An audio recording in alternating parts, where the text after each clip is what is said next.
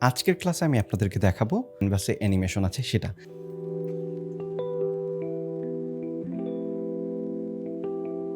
হাতের ৩ নাম্বার পার্টে যাব।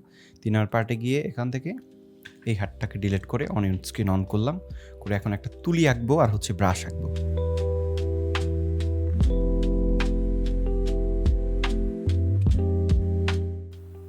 ওকে। এবার ঠিক আছে। এখানে কি ফ্রেম বসিয়ে